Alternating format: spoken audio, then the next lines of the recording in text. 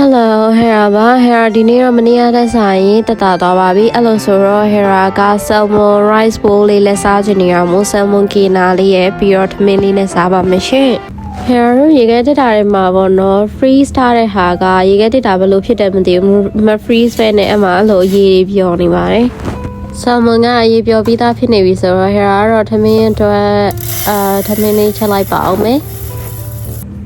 ပြီးရင်တော့ Hera က salmon မှာရှိတဲ့ရေတွေပြောင်းသွားအောင်လို့ tissue လေးနဲ့တက်တွိုင်းလေးလုပ်လိုက်ပါတယ်။အရသာအတွက်တော့ Hera black pepper အမုံရဲ့စားလေးနည်းနည်းထည့်ပါတယ်ရှင်။တန်လင်းစီလေးထည့်ပြီးရင်တော့ Hera က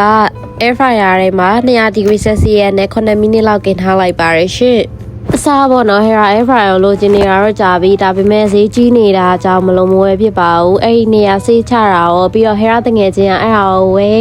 ဆိုပြီးတော့သူတိုက်တွန်းတာနဲ့ဆိုတော့ Hera ဝယ်ပြသွားတာပေါ့နော်။တောင်မငုံ air fryer ထဲကိုထည့်ပြီးတော့မှအာလူးထည့်ဖို့တတိယရတဲ့အတွက်ကြောင့်မလို့အာလူးလေးကိုတစ်ခါရေးဆေးပြီးတော့တည်တည်ချာချာလေးပြင်လိုက်ပါရရှင်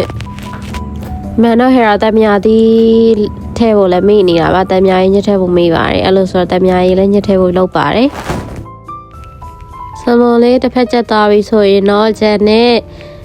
ငရုတ်သီးရဲ့တမယာရင်းညစ်တယ်တမယာသီးအစိတ်ကလေးလည်းထည့်ပါတယ်ပြီးရင်အာလူးလေးထည့်ပြီးတော့ပြန်ပြီးတော့กินပါမယ် Finally Hera ရဲ့ဆမွန်ကင်လေးကတော့အောင်မြင်မြင်နဲ့ဖြစ်သွားပါပြီ